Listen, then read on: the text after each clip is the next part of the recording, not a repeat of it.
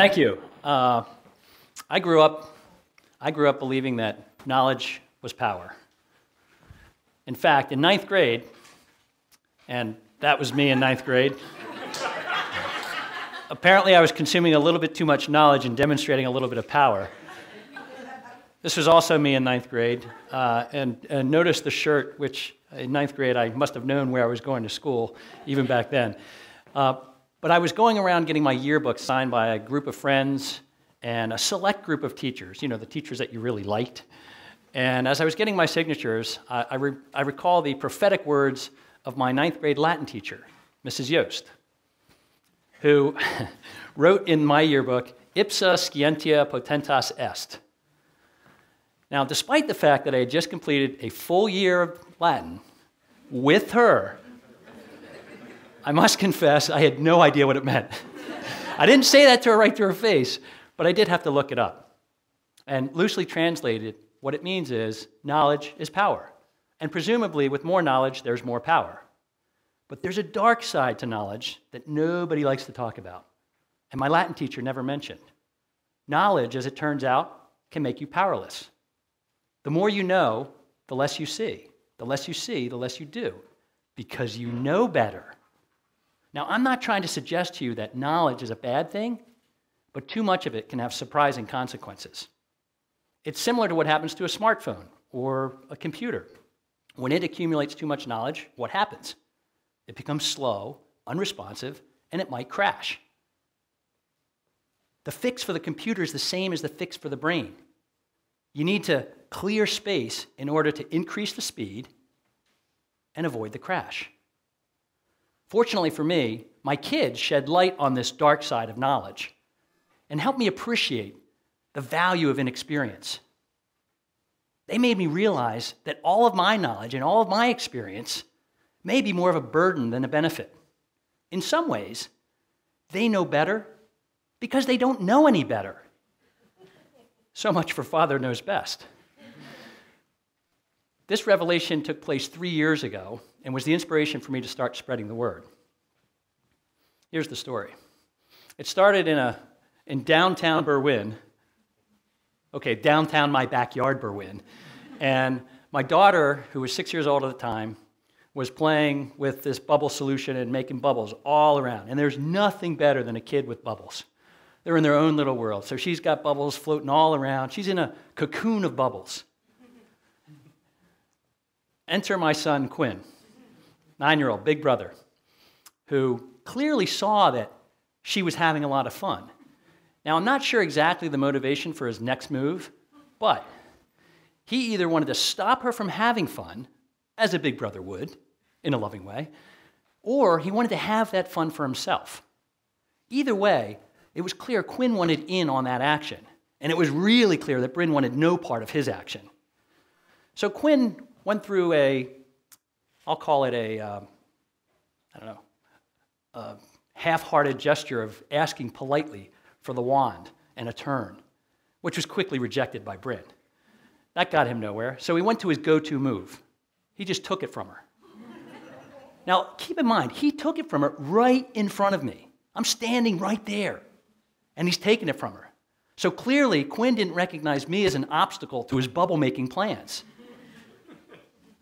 That's when I decided to step in and restore proper order in the universe and take control of this situation. So I said, Quinn, leave your sister alone and go find something else to do. So he storms off, and he goes around the house and into the garage. Now, I have to say, when he stormed off, it seemed like he stormed off with a purpose. Wasn't sure what that purpose was, but he was up to something. Sure enough, a few minutes later, I heard some noises, loud noises coming from the garage. There was so much banging and clanging going on, it sounded as if he was making a car out of scrap metal. Ever the curious one, I decided this might be a good time for me to go check out what my boy was up to. So I wandered around to the garage, and I looked into the garage, and I'm looking at him, and there he is. He's still, thrashing around in the garage. He's clearly looking for something. And finally, he finds what he's looking for. And he holds up these two things in his hand. In one hand, he's got this giant bucket. And in his other hand, he's got this big jug of this bubble solution. That's 128 fluid ounces for those who can't read that. 128 fluid ounces of bubble solution. And in between these two things that he's holding up so proudly, he's wearing an ear-to-ear smile. And I'm looking at his face, I'm looking at him, and I'm kind of distracted by something I see just past him on the ground in the garage. Was this, and I'll call this the scene of the crime. Okay? There was a crime here. There was a bubble spill of massive proportions. Okay? And Quinn was holding in his hand the lead suspect in this crime. Okay? This suspect was seen at the crime, not standing, but on its side, with the lid a little askew, allowing that bubble solution to drip, drip, drip out and create this giant mess. Now, the interesting thing about this mess is it's been around for weeks. He must have walked over, around, and through it dozens of times, and it never occurred to him that this was a mess. So just as he didn't see me as an obstacle to his bubble-making plans, he didn't recognize this mess as a mess. That's when I realized that I need to get my man back on, out of the zone. I was like, hey, you got to stop. Whatever it is you're doing, you stop. And he's like, but Dad. Did you ever get a but Dad? But Dad. He gave me one of those, and it worked. But Dad, I want to make a really big bubble. I was like, oh, that's so cute. That's so cute. He thinks the size of the bucket's going to make it a bigger bubble. Oh my gosh. Unfortunately, I have to disabuse him of this notion. So I go over to him and I say, Quinn, the size of the bucket is not going to make it a bigger bubble. And he looked at me and his face got all kind of scrunched up. And he's like, I know, Dad. Now, I heard I know, Dad. I think what he said is, I know, duh. He said, I know, Dad, but, and then he reached into his pocket and he pulled out this really long shoelace. I'm like, so? And he said, but I'm going to tie a knot in the end of this shoelace to make a circle. And I'm going to dip it in the bucket, lift it up, and I'm going to make a really big bubble. And I was absolutely dumbfounded. I was stunned to go from his backyard banishment to coming up with this I'll show you idea, and then figuring out the tools he needed to actually execute his plan, only to be stonewalled by me saying no before I even knew what he was planning to do. And now that I knew what he was planning to do, I was even more sure he was going to fail. The viscosity of this liquid wasn't going to be right.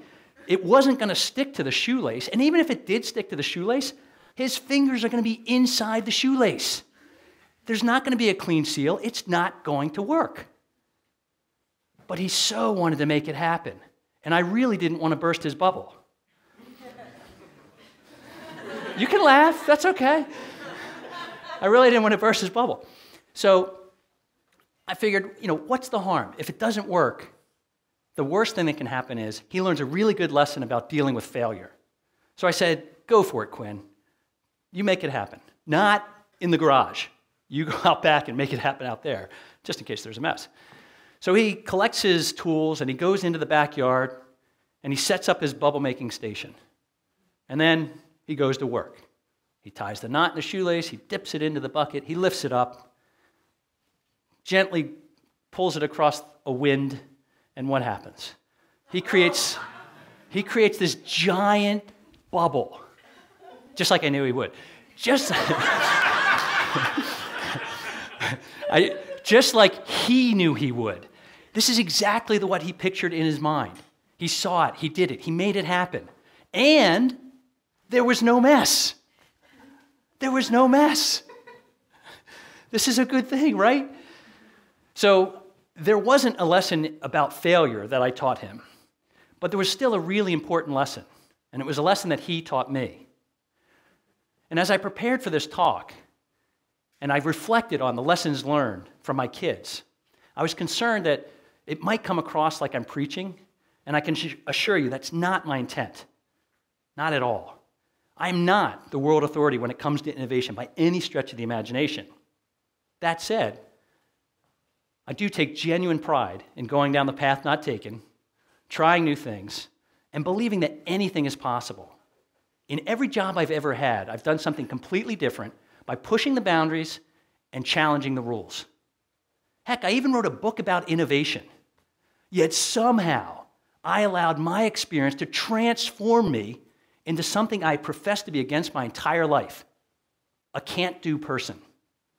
My experience betrayed me. You can react to that. Oh, my experience betrayed me. Thank you. Thank you. And if it can happen to me, it can happen to anyone. So, I'd like to share with you just a handful of thoughts about experience. First, we need to overcome our knowledge. We let our knowledge and experience predetermine what can and can't be done. We either know too much about how something can fail or not enough about how it can succeed to try anything at all. It's a form of knowledge paralysis. It's why we need to clear our minds, just as we clear out our computer, to operate at our full capacity. We can't let our knowledge and experience blind us to opportunities. Second, we need to appreciate the value, the gift of inexperience. Children don't have the same burden of knowledge and experience that adults have. They don't come up with long lists of reasons why they can't do things, because they don't have the basis of experience to know that they can't do those things. We need to overcome our fear of making a mess.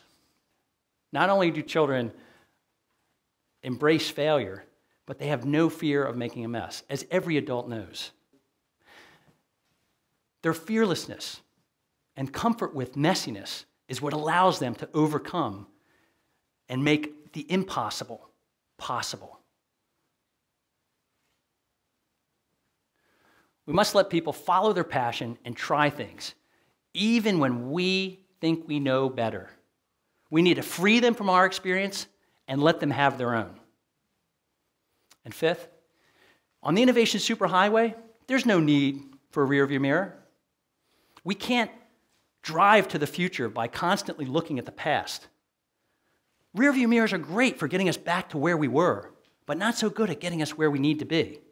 Focus on the future and ditch the rearview mirror.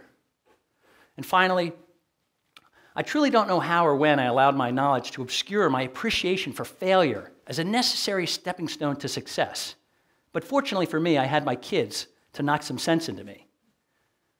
I learned a lot about me, parenting, and innovation from my kids that day. I learned from their inexperience. I learned to look past the mess. And most of all, I learned not to burst anyone's bubble. Thank you very much.